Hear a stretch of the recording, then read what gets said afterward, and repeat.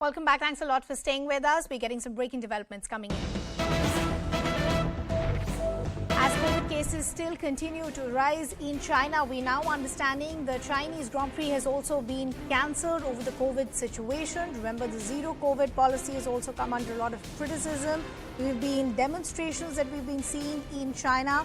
Abhishek Jha now joining us. Abhishek, I'm also looking at the official word that has been put out by Formula One themselves, confirming that 2023 Chinese Grand Prix will not take place. What is the F1 saying?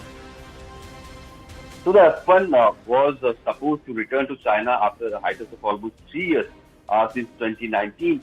But now it seems that the COVID restriction in China, which has we have seen the recent past how the protests have also engulfed the entire nation, has forced the Formula One authorities to cancel this trip that was supposed to be in China next year.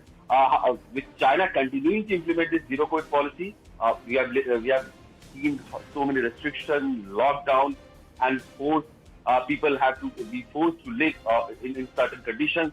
There are health issues that are all across China. So in that context, it becomes really a big thing because after 3 years, this was supposed to come to China. The cancellation reduces the schedule of 23 rounds, although F1 are still discussion about possible replacement. So like which country or which track across the world could replace the one event that was supposed to happen in China is still under negotiation.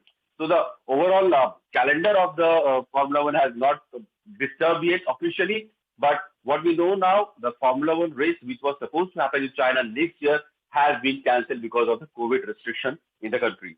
Abhishek, as you're rightly pointing out, F1 is saying that they're assessing alternative options to replace the slot on the 2023 calendar, and they will provide an update on this in due course. But just for the benefit of our viewers, give us a sense in terms of numbers. How many cases is China still seeing? And why are the authorities on the ground in the ruling dispensation so hell-bent as far as the implementation of the zero COVID policy is concerned?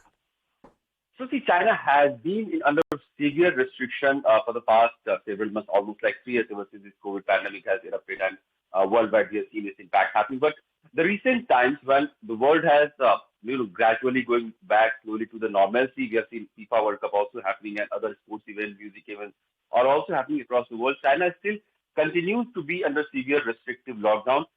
We have seen the recent weeks, almost like the last, if you talk about last 10 to 15 days, there has been surely a spike in the number of cases in COVID from 35,000 to 40,000 to now somewhere between 40,000 to 45,000 is the per day number of cases that China is reporting that are highest in the last 6 months. So, but the saving grace is there is almost 90% of the tested cases which are asymptomatic in nature, and the 10% which are symptomatic of COVID, they do have mild symptoms. So while the cases are increasing, there is no casualty figure or no mass level panic among the Chinese people.